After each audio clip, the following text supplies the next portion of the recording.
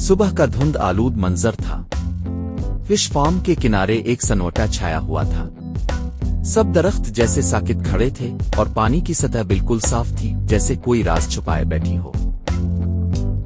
इसी खामोशी में एक अजनबी शख्स फार्म के किनारे झुका बैठा था, हाथ में कांटा, चेहरे पर सुकून, लेकिन निगाहें इतनी गहरी कि जैसे पानी से कुछ और ही निकालना चाहता हो। फार्म का गार्ड रोज की तरह चक्कर लगा रहा था, लेकिन आज कुछ गैर मामूली लगा।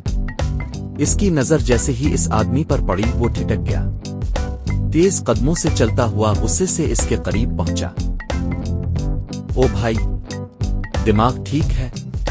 ये प्राइवेट फार्म है, यहां मछली पकड़ना सख्त मना है।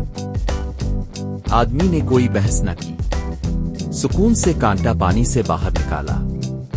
गार्ड ने नजर दौड़ाई और हैरत से आंखें फाड़ दी। कांटे पर बैंगन लगा हुआ था।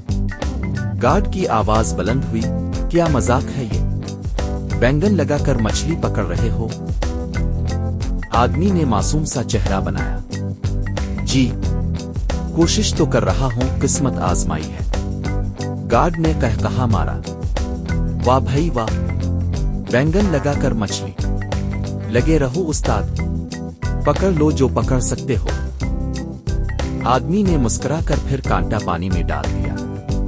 गार्ड हंसता हुआ आगे बढ़ गया, ये समझकर कि ये कोई पागल आना तजुर्बाकार है।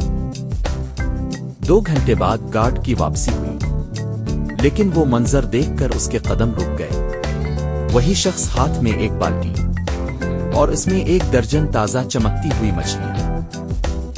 गार्ड हक्का बका रह गया।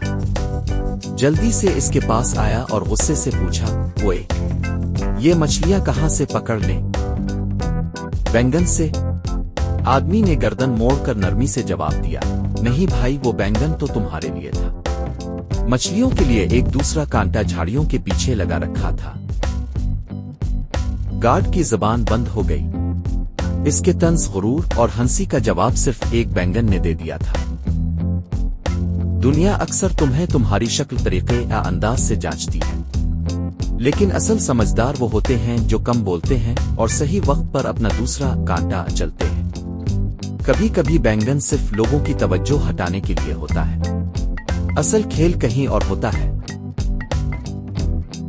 चैनल को सब्सक्राइब करें, वीडियो अच्छी लगे तो लाइक और कमेंट करके शेयर करें।